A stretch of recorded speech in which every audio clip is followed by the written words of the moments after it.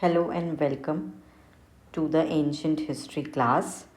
Today we will be studying the Vedic age. Why it is important to study the Vedic age? Because UPSC has asked so many questions regarding the Vedic age.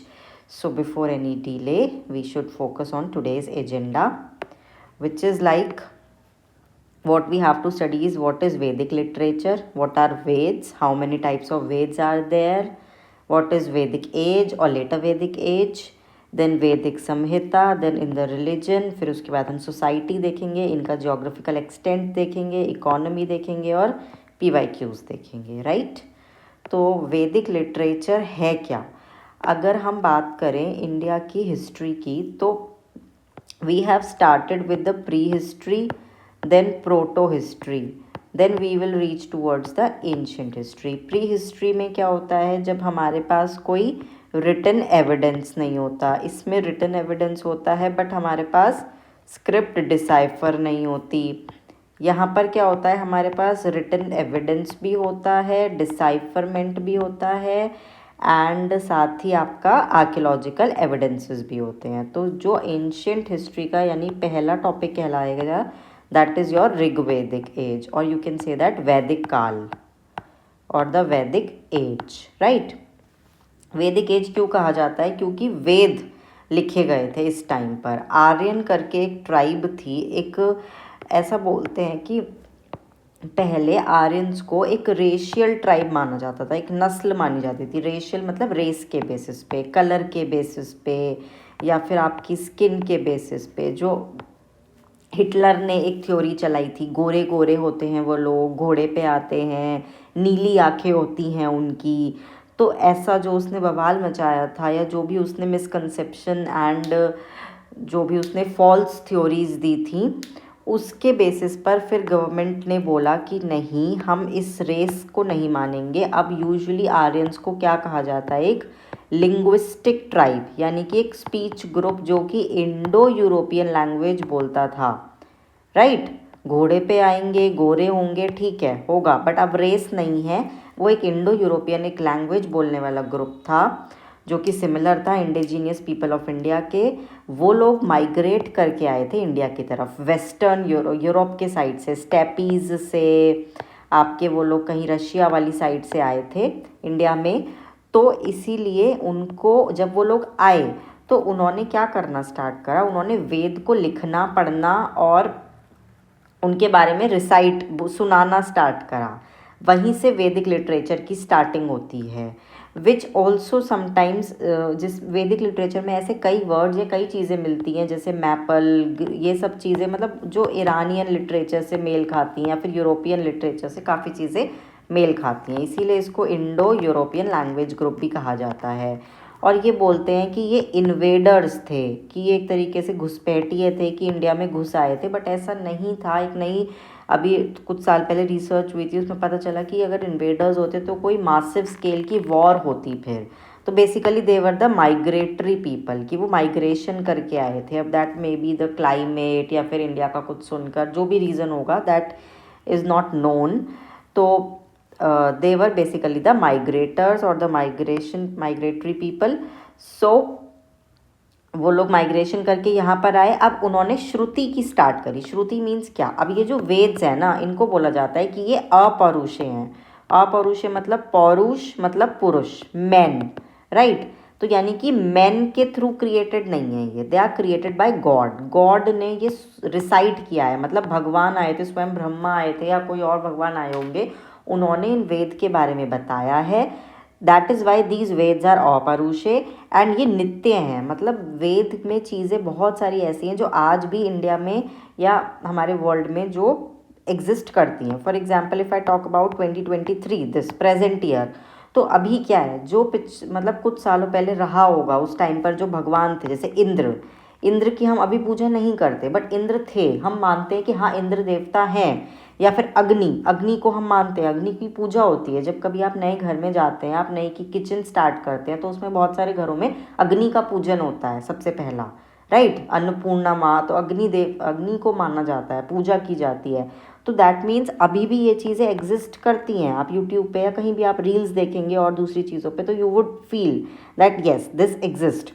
तो इसीलिए that is why they are eternal, है ना, they will never de exist from the society.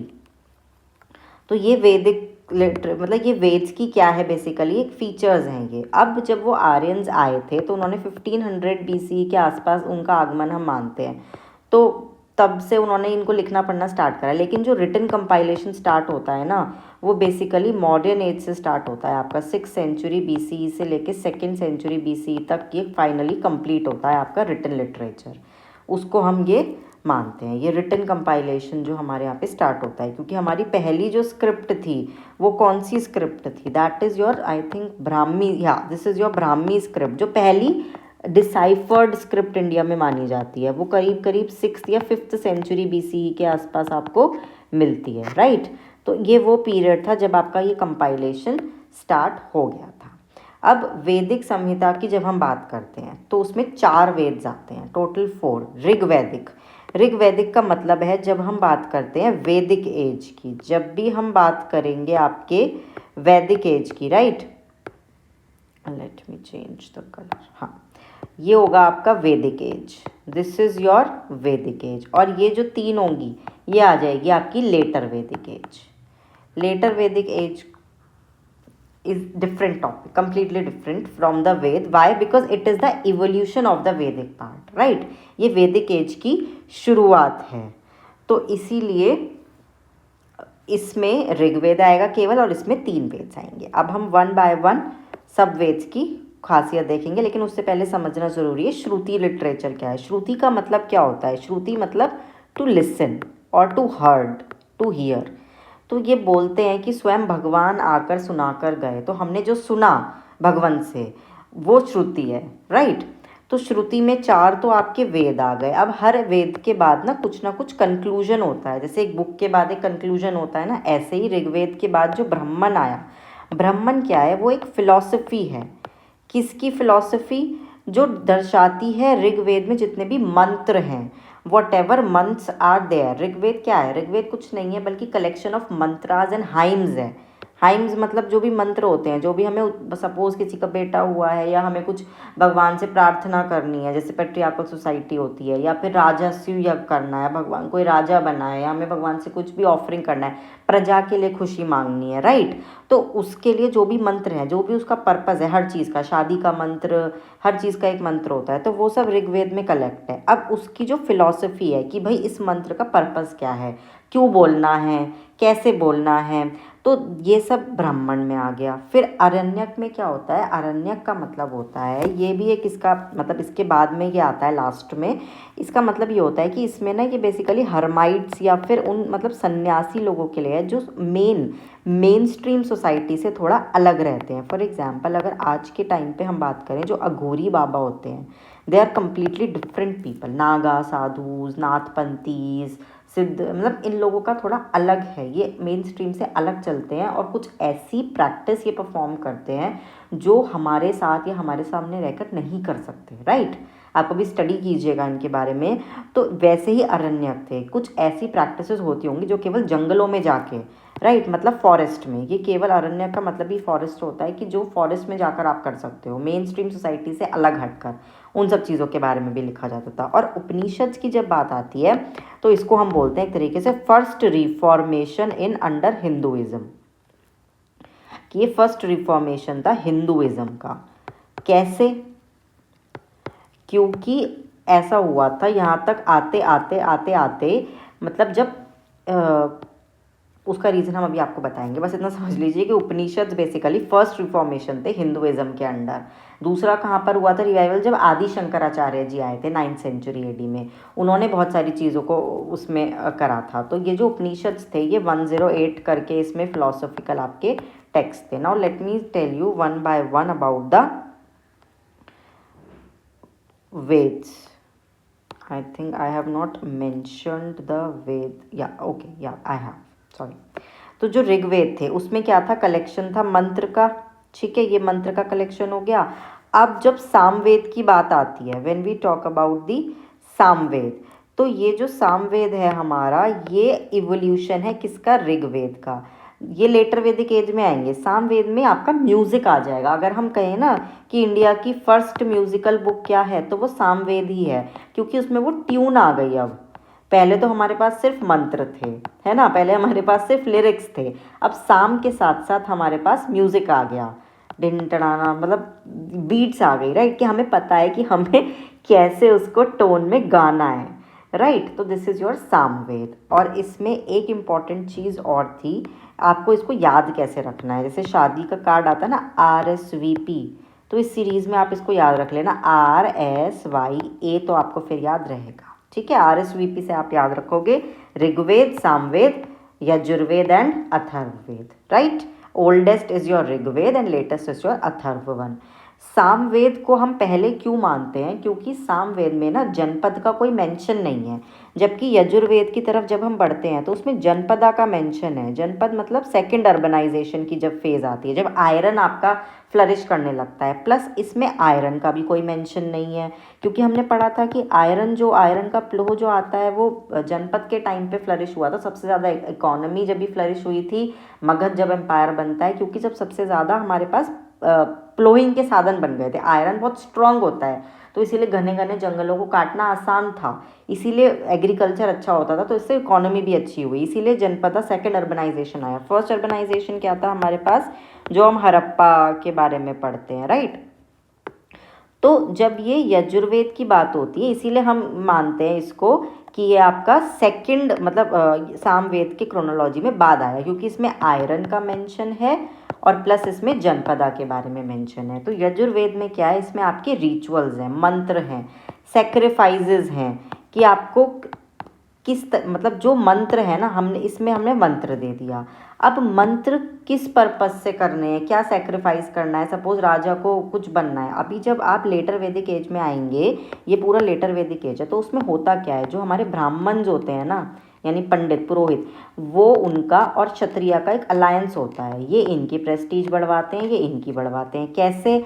अब क्षत्रिय कौन होते थे? राजा एक बना, जैसे युधिष्ठिर बना था, तो उसने राजस्व युद्ध किया, अश्वमेध यज्ञ होते थे, यज्ञ, ठीक है। आपकी ये NCERT में एक स्पेलिंग होती है, हिंदी में हम इसको ऐसे लिखते हैं।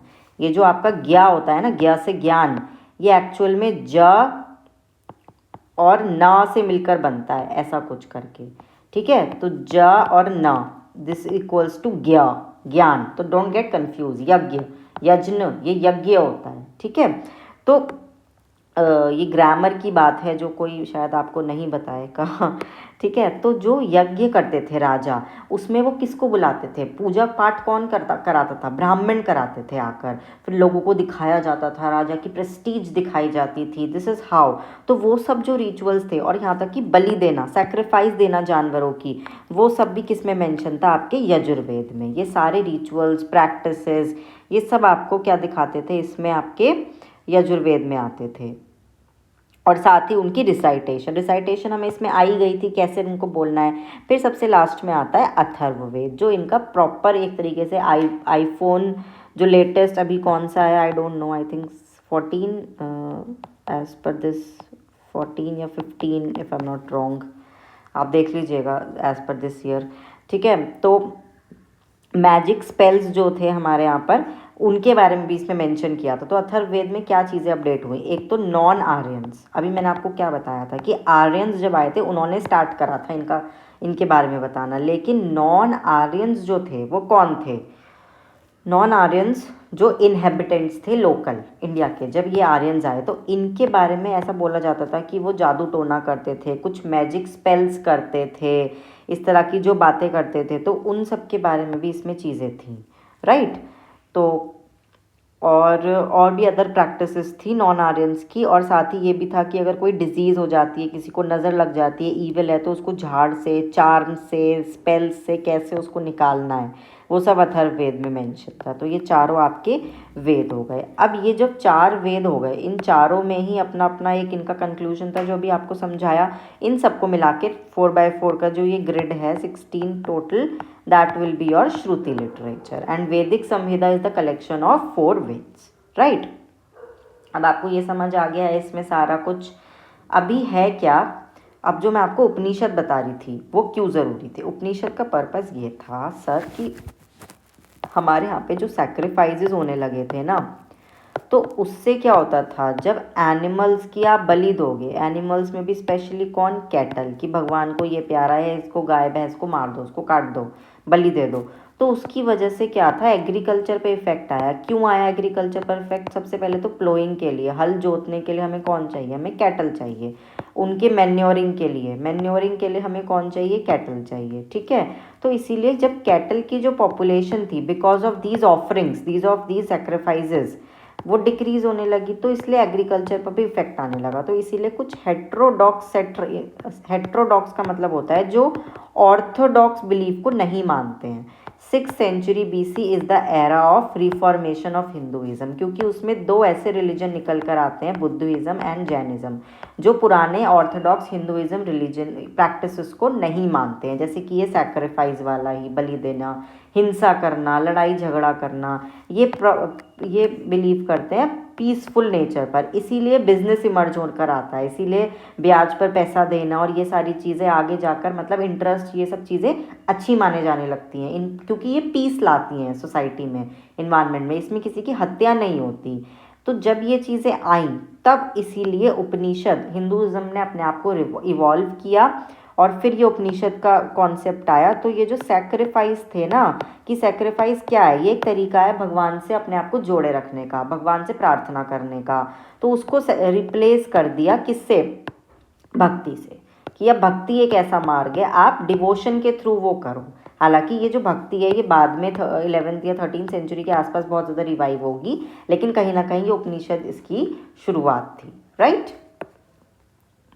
चलिए अब आते हैं हमारे ऋग्वेदिक गॉड्स के बारे में, हम पढ़ते हैं। अब ये जो अर्ली वैदिक लोग थे, इसके बारे में ऋग्वेदिक गॉड्स कौन कौन थे। सबसे पहले तो ये है कि हम जो भी हम रिलीजन देखते हैं वो हम अपने आसपास देखते हैं, कि हमारे आसपास नेचर, जब कुछ नहीं समझ आता ना इंसान को, तो वो समझ लेता है कि ये भगवान है। फॉर एग्जाम्पल, कहीं से गर्म पानी निकल रहा है, गर्म स्प्रिंग निकल रहा है, तो हम साइंटिफिक रीज़न अगर हमें नहीं पता तो हम मान लेते हैं भाई ये कोई कुंड है, हमने कोई भी भगवान के ऊपर इसको कुंड का नाम दे दिया। जबकि ऐसा हो सकता है कि मे बी वो नेचुरल स्प्रिंग हो, क्योंकि we know that, we study in geography की कुछ ऐसे नेचुरल हॉटस्पॉट्स या कुछ ऐसी चीज़ें होती हैं जहाँ से अपने आप ही गर्म पानी निकलता है, राइट। तो इसीलिए जो ये आर्यन लोग थे, इनको नहीं समझ आता था अचानक से बारिश कैसे हो जाती थी, अचानक से बिजली कैसे चमकने लगती थी, तो इसीलिए इन्होंने इनको भगवान का नाम दे दिया। इंद्र जो सबसे बड़े भगवान माने जाते थे, the first God was considered as the Indra, जिसको पुरांदर बोला जाता था, मतलब जो फोर्ट को भी ब्रेक कर दे, जो इतना शक्तिशाली है। फिर सेकंड नंबर के गॉड थे अग्नि, राइट, फायर गॉड। इनको किससे करते थे, जैसे हमें भगवान से कनेक्ट करना है तो हम ऑब्लेशंस डालेंगे, मतलब आहुति डालेंगे उसमें, तो जो फायर, जो स्मोक निकलेगी, उसके थ्रू हमारी प्रेयर्स यानी कि गॉड के पास जा रही हैं। वरुण आपके वाटर होते थे, जो भी हमारे संसार में हो रहा है, whatever happening in our world, वो कंसिडर किया जाता था कि ये वरुण की इच्छा से हो रहा है, राइट। अब सोम जो थे, सोम के ऊपर तो बहुत ही इंटरेस्टिंग सी चीज़ है। सोम बेसिकली भांग जिसको आप बोलते हो ना, तो ऐसा बोलते थे जब वो लड़ाई के लिए जाएंगे, तो जब लड़ने जाएंगे तो उनको मतलब नॉर्मली अगर वो जाएंगे बिना किसी उसके, तो एक तरीके से आवेश में नहीं आ पाएंगे, कोई भी अपनी जान देने को नहीं तैयार होगा, तो इसीलिए भांग का एक बहुत इंपॉर्टेंस हो जाता है, राइट। आज भी आपने कहते हुए सुना होगा सोमरस या कुछ ऐसी, मैं भी नाम नहीं ले सकती उन चीज़ों का। तो यूजुअली मतलब people do drink before a fight, before a war, they have to, why, because of some adrenaline rush, for this hormone जो रिलीज होते हैं आपके, जिससे अगर आपको थोड़ी लड़ने का करेज जाए, प्लस आप कुछ चीज़ों को भूल जाएं। That is why it is entire 9th मंडल इसको डिवोट करता है। ऋग्वेद का जो एंटायर 9th मंडल है इसको डिनोट करता है, कैसे बनाया जाता है, क्या प्लांट, क्या चीज़। अब मारूत्स जो थे वो कौन थे, वो स्टॉर्म, जो तूफान के देवता होते हैं, दैट वर कॉल्ड मारूत्स, राइट।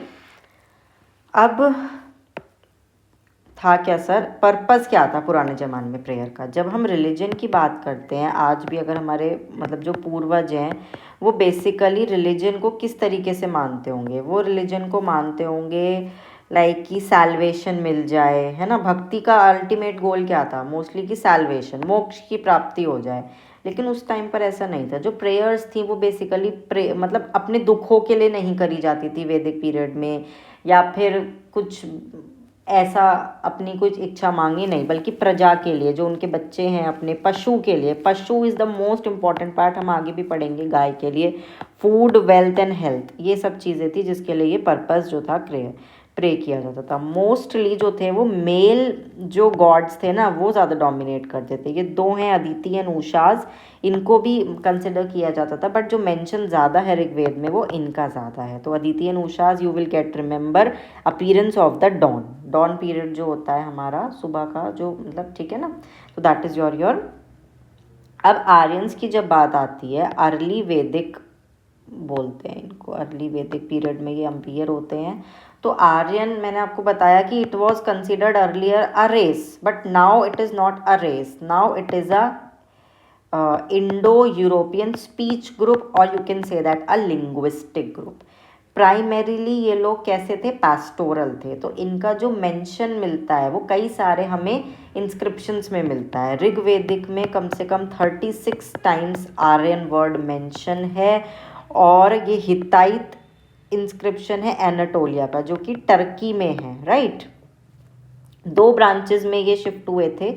जब ये रशिया से आए थे तो दो ब्रांच में, एक ब्रांच इनकी टर्की रुक गई थी, और दूसरी ब्रांच जो थी वो सेंट्रल एशिया और ईरान से होते हुए आपकी ये इंडिया में बेसिकली जो हमारे यहाँ पर आए थे, ठीक है। तो वो उसका कहाँ से हमें जो मिलता है, जो उसका उल्लेख मिलता है, वो हमें मिलता है बोगजाई करके एक इंस्क्रिप्शन है, उसमें आपको मेंशन मिलता है इनका। फिर कैसाइट एंड मिताई, मित्तल नहीं है ये, मिताई है, ये एरर है, आप इसको करेक्ट कर लीजिएगा। इराक का ये इंस्क्रिप्शन है, इसमें दोनों इंस्क्रिप्शंस में आर्यन के बारे में मिलता है। तो मेजरली देवर अ पेस्टोरल इकोनॉमी। इन्होंने जो प्राइमरीली, क्योंकि ये माइग्रेटर थे, है ना, घोड़े पे बैठकर आते थे एक जगह से दूसरी जगह, ये जो आते थे, तो इनको एग्रीकल्चर की बहुत नॉलेज थी, बट वो इनका सेकंड था। एग्रीकल्चर इनका प्राइमरी नहीं था, सेकंड था। इन्होंने अपनी पैस्टोरलिज्म नहीं छोड़ी थी, मेनली ये पैस्टोरल वाले थे, ठीक है। अब अगर हम इनका ज्योग्राफिकल एक्सटेंट देखें, तो जो हमने बोला कि ये स्टेपीज के रीजन में रहते थे, ठीक है। अब सदर्न रशिया से आए थे सेंट्रल एशिया में। सेंट्रल एशिया आप जानते हैं, कजाकिस्तान, तुर्कमेनिस्तान, तजाकिस्तान, ये वाला एरिया है, ये हमारी इंडिया है, ठीक है। जब हम देखते हैं ये अफ़गानिस्तान है, यहाँ पर ये ताजिकिस्तान है, और ऐसे ऐसे करके इधर उज़्बेकिस्तान, ऊपर करके ये पूरा सेंट्रल एशिया वाला पार्ट है। तो जब ये आए होंगे रशिया से, इस तरीके से आए होंगे, तो इनका यही हमें मेंशन मिलता है इनमें। अब जो इंडिया में इनका मेन जो हमें मिलता है कि इंडिया में किस जगह रहे थे, सबसे पहले कोई अगर वेस्ट साइड से आएगा तो ऑब्वियसली वो इंडस नदी से तो उसका वास्ता पड़ेगा ही, ठीक है।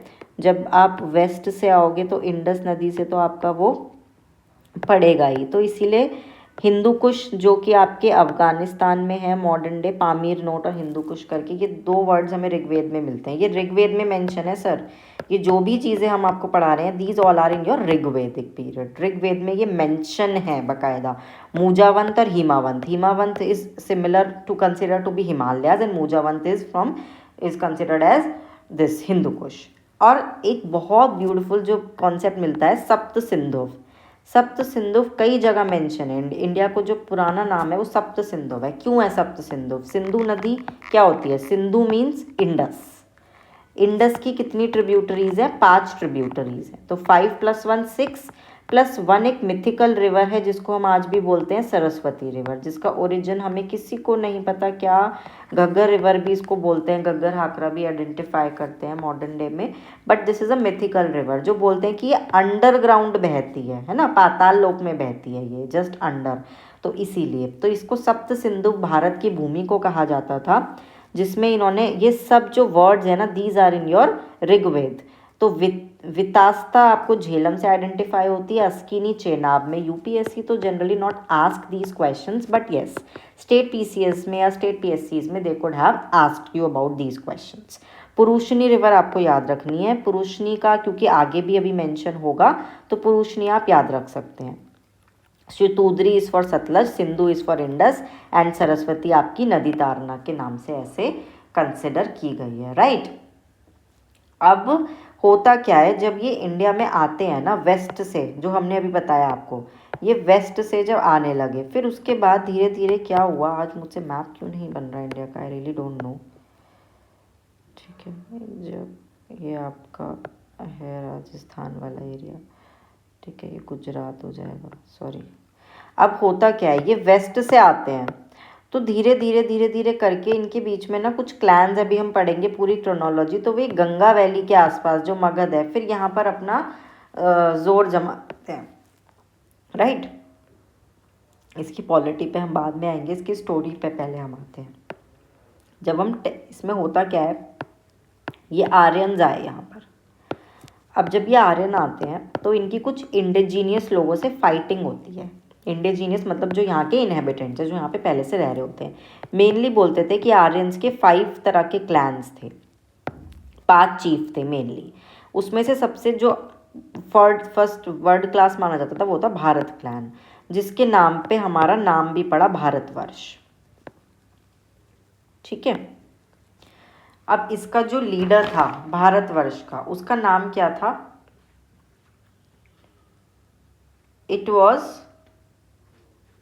एस से शूदा करके कुछ नाम था। ठीक है, अब ये जो था आर्यन क्लैन, भारत क्लैन, इसकी लड़ाई हो जाती है किससे, 5 Aryan tribe plus 5 non Aryan tribe से। ये अकेला भारत क्लैन लड़ रहा है अपने 5 आर्यन भाइयों वाले क्लैन के साथ और 5 नॉन आर्यन के साथ। इसी को हम बैटल ऑफ 10 राजास बोलते हैं, 10 राजाओं की लड़ाई, पुरुषनी रिवर के, पुरुषनी मतलब रावी रिवर। तो होता क्या है, जब इनकी लड़ाई होती है तो जीतता कौन है, ये लोग जीत जाते हैं। ठीक है, भारत क्लैन जीत जाता है। अब जब ये भारत क्लैन जीत जाता है और ये सब हार जाते हैं, तो ये जो 5 आर्यंस होते हैं ना, इनमें से एक सबसे बढ़िया होता है पुरु, पुरु करके, पौरस है ना, पुरु क्लैन। तो पौरस राजा जिसका था, जिसने अलेक्जेंडर से भी लड़ाई करी थी, तो ये जो पुरु होता है, फिर ये पुरु इनके साथ एक मैट्रिमोनियल अलायंस बना लेता है भारत के साथ। फिर ये मिलकर एक कुरुवंश की शुरुआत करते हैं, आर्यवंश, कुरुवंश। महाभारत में सुना है ना आपने, भीष्म पितामह, राइट। तो ये कुरुवंश की शुरुआत होती है। फिर लेटर ऑन किस में ट्रांसफॉर्म हो जाते हैं, ये पांडव्स एंड कौरव्स में। फिर इनके बीच में जाके एक महाभारत होती है, जिसके बारे में हमने पढ़ा है, एपिक्स में भी हमने सुना है। ठीक है, 2 एपिक्स है हमारी मेजरली, एक महाभारत, दूसरी हमारी, पहली हमारी रामायण है, फिर हमारी महाभारत है, राइट। तो ये जो पांडव एंड कौरव्स थे, ये कुरुवंश से थे। कुरुवंश किसके बीच का अलायंस होता है, पुरु प्लस दिस भारत। ठीक है, अब फिर क्या होता है, ये जो कुरुवंश है, ये कुरुवंश पांचाल्स के साथ अपना अलायंस करता है, कंबाइन हो जाता है। फिर ये गैंजेटिक प्लेन्स में अपना रूल बसा लेते हैं। ये जो आपको हस्तिनापुर देखने को मिलता है मेरठ के पास, ये गंगा के किनारे है। फिर और पांचाल, ये सब पूरा आपका गंगा वैली के थ्रू हो जाता है। तो अब एक चीज़ आप देखिएगा कि शुरुआत जब हम करते हैं तो हम इंडस से करते हैं, इंडस वैली सिविलाइजेशन से शुरुआत होती है। फिर उसके बाद हम देखते हैं कि और मतलब ये जो इंडस सारी, इसकी सारी रिवर्स कवर हो गई। फिर धीरे धीरे किस पर आ गए, आपके अब गंगा पर आ गए। फिर जब हम कुछ टाइम बाद देखेंगे तो गंगा के बाद का इम्पोर्टेंस ख़त्म होकर फिर गंगा यमुना दोआब वाला इम्पोर्टेंस हो जाता है। जैसे कन्नौज इम्पोर्टेंट हो जाता है, यहाँ मगध हो गया इम्पोर्टेंट। ठीक है, पहले नॉर्थ वेस्ट होता है इंडिया का, फिर मगध हो जाता है, यानी बिहार यूपी वाला रीजन, मेनली बिहार। फिर उसके बाद कन्नौज हो जाता है अचानक से, गंगा यमुना दोआब। फिर उस थानेसार वाला भी रीजन आएगा इसमें गंगा। फिर उसके बाद एकदम से यमुना इंपॉर्टेंट हो जाएगी, जो मिडेवल टाइम पर आएगा। उसमें आगरा और मेनली दिल्ली बाद में ये सेंटर हो जाएंगे। फिर मुगल पीरियड में भी अगेन दिल्ली। ठीक है, तो इस तरीके से रिवर की इम्पोर्टेंस आप ये देखेंगे कि सब कुछ रिवर के अराउंड ही चलता रहता है। तो रिवर क्यों इम्पोर्टेंट है, because of the water supply. तो ये चीज़ आपको थोड़ा क्रोनोलॉजी में याद रखनी है, चीज़ों को ना लिंक करते चलिए, मॉडर्न हिस्ट्री को और फिलॉसफी को। इसीलिए एथिक्स, इसी चीज़ों से आपको आइडिया मिलेगा कि आप जो बोलते हैं ना हम GS1 सर अच्छा ऐसे कैसे लिखें, अच्छा एथिक्स का आंसर कैसे लिखें। तो कुछ नहीं करना आपको, इन सब चीज़ों की यही इकोनॉमी, आप इसको इसी तरीके से आप इन चीज़ों को लिंक कर सकते हैं, राइट। अब ये स्टोरी हो गई किसकी, इन लोगों की। अब इसीलिए अब हम इसकी पॉलिटी पे आ जाएंगे। तो जब हम इसकी पॉलिटी पे आएंगे तो उसमें क्या होगा कि ये मेनली कैसी थी, ट्राइबल अथॉरिटी थी यहाँ पर। मेनली क्या होता था, सब कुछ ट्राइबल लोग करते थे। और फिर होता क्या था कि जो राजा होता था ना, उसको हेड माना जाता था, या राजन जिसको हम बोलते थे। लेकिन ये जो राजन था ना, इसमें ऐसा नहीं था कि जैसे अब मतलब मोनार्की चल रही है, बिल्कुल ही उसका अथॉरिटी रूल चल रहा है, अथॉरिटेरियन। वो उसके पास फुल फ्लेजेड पावर नहीं थी। क्यों? क्योंकि ये जो असेंबली थी, ये सब लोग थे उसके साथ देखने वाले। कहते हैं कि ये हेरेडिटरी पोस्ट थी, बट उसके पास फुल फ्लेजेड पावर नहीं थी कि जो मर्जी आए, अपने एब्सोल्यूट पावर या आर्बिट्ररी पावर वो एक्सरसाइज नहीं कर सकता था। और राजन को कहा जाता था कि वो पूरे ट्राइब का प्रोटेक्टर है। ये जो पूरा हम वैदिक काल या ऋग्वैदिक काल पढ़ते हैं ना, इसमें सब कुछ ट्राइब से अलग अलग, जो धीरे धीरे गोत्र का कॉन्सेप्ट आएगा लेटर, जो हम आज के टाइम पे गोत्र सुनते हैं, सबकी अपनी अपनी गोत्र होती है, तो वो भी हम लेटर वैदिक में पढ़ते हैं। तो वो इसी से आता है कि कुल होते हैं सबके अलग अलग, एक एक फैमिली होती है, क्लैन होती है, ठीक है, कुनबा जिसको हम बोलते हैं। तो ये वही है कि ये पूरी ट्राइब का प्रोटेक्टर होता था। यही बलि चढ़ाएगा, यही काऊ को प्रोटेक्ट करेगा, यही लड़ने के लिए आदेश देगा। तो इनकी सेना भी थी हालांकि, पर वो ऐसी प्रॉपर आर्मी नहीं थी, ठीक है। तो वो रीजन क्या था, सबसे पहले एक फैमिली होती है, एक ट्राइब होती है ना, एक फैमिली होगी, एक ट्राइब होगी, गृह होगा, उसका एक जो भी हेड होगा, दादाजी होंगे या कोई भी पापा जी होंगे, राइट, ये है गृहपति हो गए। फिर उसके ऊपर आप जाओगे, एक पूरा कुल बन गया, कुनबा हो गया। For example your father, your हाँ योर फादर, योर अंकल, छोटे बड़े जो भी एक अंकल हो गए। फिर इनके कॉमन फादर होंगे, इनके भी अपने एक भाई होंगे, ठीक है, इनकी कोई भाई होंगे डेफिनेटली। तो ये इस तरीके से क्या बन गया, ये पूरा एक कुल बन गया, ठीक है। ये क्या है, ये कुल है। तो इसका जो भी एक हेड होगा, कॉमन जो आपके ग्रेट ग्रैंडफादर या कोई भी होंगे, वो कुलपति हो गए। फिर इन सबको मिला के ऐसे कई कुल होंगे, ये बन गया ग्राम यानी विलेज, ये इनके ग्रामपति हो गए। फिर उसके ऊपर भी जो होता था विश्वपति। फिर ये सब लोग मिलकर जो कॉमन हो गए, वो जन हो गया आपका गोप या गोपति। यहाँ पर ये गऊ का वो हो जाता है आपका गोत्र या गौपति जैसा, ये वाली चीज़ यहाँ पर आती है, राइट। फिर उसके ऊपर होता था राजन, जिसको मिलकर कौन इलेक्ट करते थे, समिति इलेक्ट करती थी। समिति जिसमें सभी आते थे और ये सब मिलके राजा को इलेक्ट करते थे। कुछ स्पेशल असेंबलीज हैं, विधाता, जिसमें ट्राइबल असेंबली की बात होती है। सबसे पहली जो हमें देखने को मिलती है वो विधाता मिलती है। ये सब मेंशन है ऋग्वेदिक में, है ना, ये सब चीज़ें वर्ड्स ऋग्वेदिक में मेंशन है। कुछ सेलेक्टेड लोगों की सभा होती थी, फिर गण आते थे जिसमें सोल्जर्स आते थे। ये सब चीज़ें आपको याद रखनी है।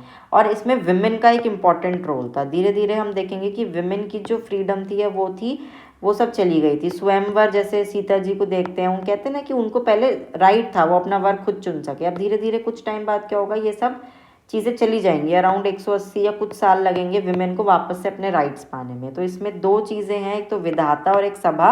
एनसीईआरटी में मेंशन है, जिसमें विमेन का एक स्पेशल प्लेस था। यहाँ पर विमेन और राजा को इनको अट्रैक्ट भी करना होता था, तभी तो राजा की चलेगी, राजा को सुनना, मतलब उसकी वैल्यू होनी चाहिए। फिर जब ये बात आई तो हाँ, मुझे एक चीज़ और आपको बतानी थी, वो हम बाद में देखेंगे, ठीक है। अब जब हमने पॉलिटी की बात करी, तो पॉलिटी में ट्राइबल पॉलिटी हो गई आपकी, ये सब चीज़ें आपने पढ़ ली। अब इसमें कुछ और पोस्ट भी थी अलग से, जिनका काम क्या था, जिनका काम था जैसे पुरोहित। पुरोहित का काम क्या होता है, वो राजा को मतलब हेल्प करता है, बताता है कि कैसे उसको सैक्रिफाइस करना है, कैसे और चीज़ें करनी है। तो मेजरली जो वैदिक काल में दो पुरोहित हुए हैं वो हैं, एक तो गुरु वशिष्ठ, इनका नाम आपने बहुत सुना होगा, और गुरु विश्वामित्र। दो थे, गुरु विश्वामित्र। ये जो वशिष्ठ थे ये थोड़े कंजर्वेटिव टाइप के थे, पुराने ज़माने के। वशिष्ठ थोड़े लिबरल थे, ठीक है। और गुरु विश्वामित्र हैं जो लिबरल हैं, इन्होंने ही गायत्री मंत्र का रिटन फॉर्म में हमें गिफ्ट दिया था, ठीक है। ये चीज़ आपको याद रखनी, ये सब आपकी आर एस शर्मा की बुक में है, राइट। अभी हम जब आगे बढ़ेंगे तो अब हम देखेंगे कि ये जो बैटल ऑफ 10 राजास या जो भी चीज़ें हुई, हाँ, सेनानी है। सेनानी मेजरली लड़ने के लिए जाता था, जो कि एक तरीके से आप आर्मी मैन, सेनापति समझ लो। इसके पास भाले वाले होते थे, ये जो गाँव वाँव की जो लड़ाई होती थी उनमें जाता था। वहाँ पे जो लड़ाई होती थी ना, वो मेनली कैटल के लिए होती थी।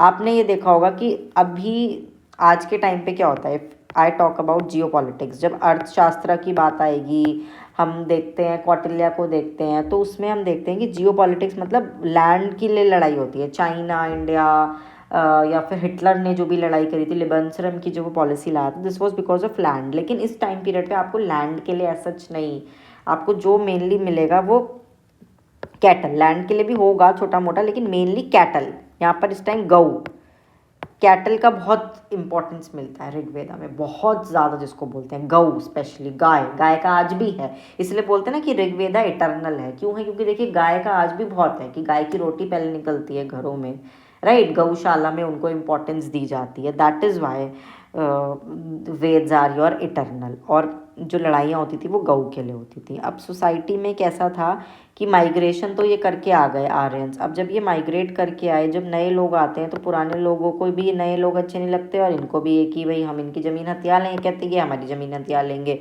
तो होता क्या है, अब जो फर्स्ट वेव, कई वेव्स में आए, जो पहली वेव थी उसमें कॉन्फ्लिक्ट्स हमें देखने को मिले नॉन आर्यंस और आर्यंस के बीच में।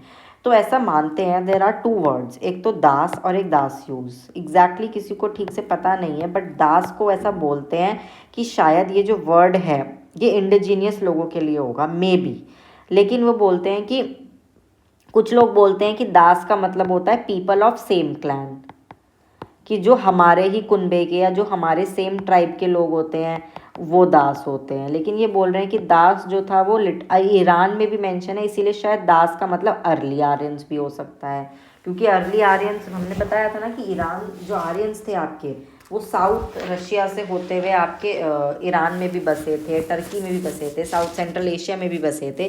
तो अगर वहाँ पर मेंशन है तो हो सकता है कि वो आर्यंस हों, दास। तो होता क्या है कि जब ये आते हैं तो इनके कन्फ्लिक्ट्स होते हैं। तो जो त्रास दासी होता है, ऐसा होता है, दास हो गए हमारे वो लोग, कौन, जो हमारे इनहेबिटेंट्स थे जो यहाँ रह रहे थे। दासयूज में बी अगेन ओरिजिनल इनहेबिटेंट्स, कि जो यहाँ पहले से ही रह रहे थे, बिल्कुल वही वाले। दास में कन्फ्यूजन है, दास को वो बोल रहे हैं कि या तो ये आर्यंस भी हो सकते हैं, या फिर आर्यंस अपने आपस के लोगों के लिए दास वर्ड यूज़ कर रहे हैं कि ये हमारे भाई बंधु हैं। क्यों ऐसा कन्फ्यूजन हो रहा है? क्यों? क्योंकि एक वर्ड है त्रास दास्यू करके। तो त्रास दास्यू का मतलब होता है कि वो आर्यन चीफ जिसने दास्यूस पर क्या कर लिया, ओवर पावर कर लिया। ठीक है। अब ऐसा भी बोला था कि जो चीफ था ना ये त्रास दास्यू, ये दास के टू वर्ड्स तो बहुत सॉफ्ट था, लेकिन हॉस्टाइल था दास्यूस, यानी कि एक तरीके से स्लेव, इनको बहुत हेट करता था ये त्रास दास्यू, दास। इसीलिए इन्होंने बोला त्रास दास्यू, मतलब जिसने दास्यूस पर विजय पा ली हो।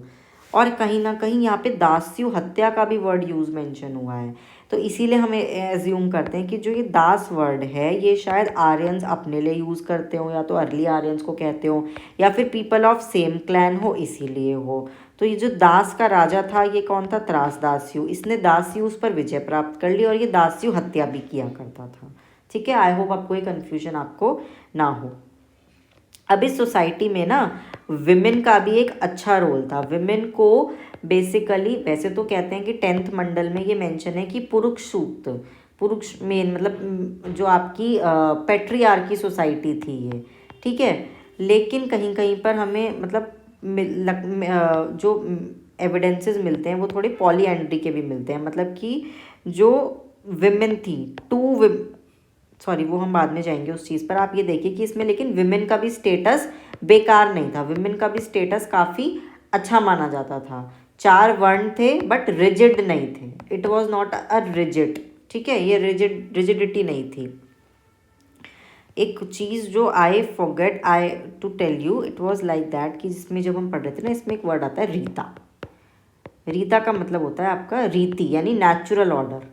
What ever you do in a natural order, ये बाद में ना धर्म से चेंज हो जाता है लेटर, अशोक के टाइम पर या चंद्रगुप्त के टाइम पर। तो रीता मतलब होता है नेचुरल ऑर्डर, जो चीज़ें जैसी चल रही हैं उनको वैसे ही चलने दो। अगर उसके अगेंस्ट आप जाओगे ना तो क्या होगा? अगर आप धर्म के या नेचुरल प्रकृति के अगेंस्ट जाओगे तो फिर विनाश होगा, एनार्की जिसको हम बोलते हैं, विनाश ही होगा। तो ऐसे ही वो बाद में धर्मशास्त्र का जब ट्रेडिशन आएगा मनु का, तो फिर उसमें बोलेंगे कि अगर आप धर्म के अगेंस्ट जाओगे, जब राजा धर्म अधर्म करेगा तभी महाभारत होगी, है ना। जब जब युधिष्ठिर ने क्या अपनी पत्नी को दाव पर लगाया था तो वो अधर्म था, धर्म नहीं था। हालांकि बोलते कि धर्म, इसलिए धर्म की रक्षा करने के लिए युद्ध हुआ। तो जब जब धर्म संकट में पड़ेगा तो क्या होगा? दिक्कत होगी ही होगी, राइट। चलिए, अब ये बहुत छोटा सा रहता है हमारा, फिर हम इसको एंड करके आपको फ्री कर देंगे। अब ये आपकी पेट्रियार्कल सोसाइटी थी, लेकिन इसमें विमेन का भी अच्छी वो मिलती थी। क्यों? क्योंकि इसमें नियोग करके एक मेंशन मिलता है। नियोग का मतलब होता है विडो रीमैरिज, कि विडो अगर कोई हो जाता था तो उसकी अपने ब्रदर इन लॉ से शादी हो जाती है। और आप देखेंगे कि कुछ टाइम बाद ये बिल्कुल ख़त्म हो जाएगा और सती का कॉन्सेप्ट आ जाएगा। फिर जाके राजा राम मोहन रॉय और ईश्वर चंद्र विद्यासागर को विडो रीमैरिज एक्ट लाना पड़ा था इतने साल बाद।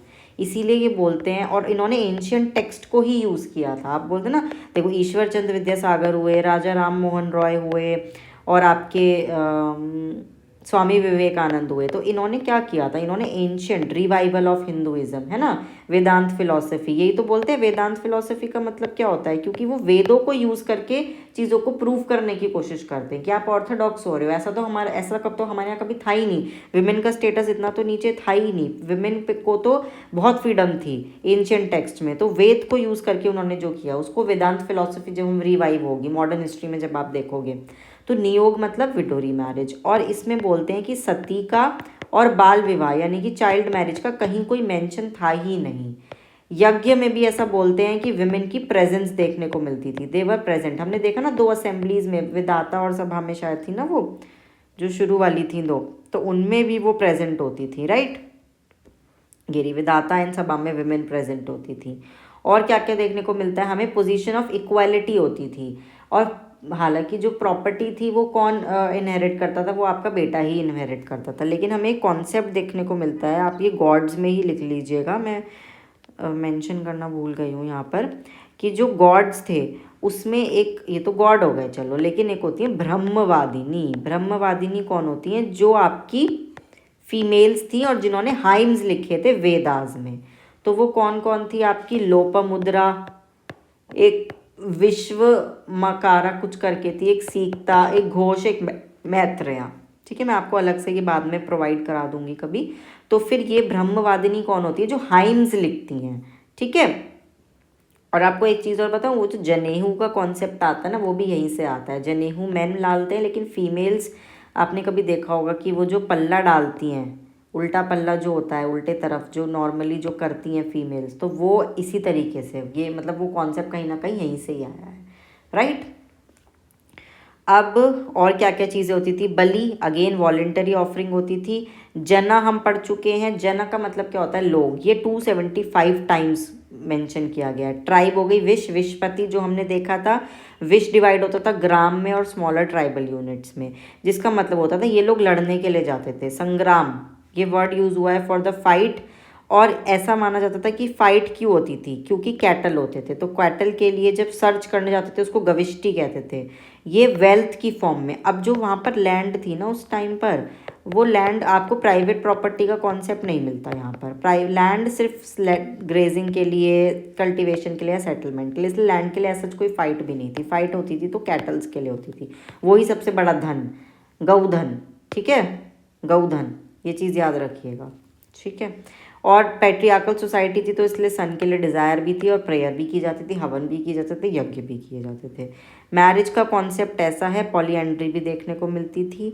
जैसे यामी ट्विन सिस्टर हैं यम की, तो लव रिलेशनशिप यम ने रेजिस्ट करा, मतलब लव रिलेशनशिप था या नहीं एग्जैक्टली, बट होगा ही ऑब्वियसली, ठीक है।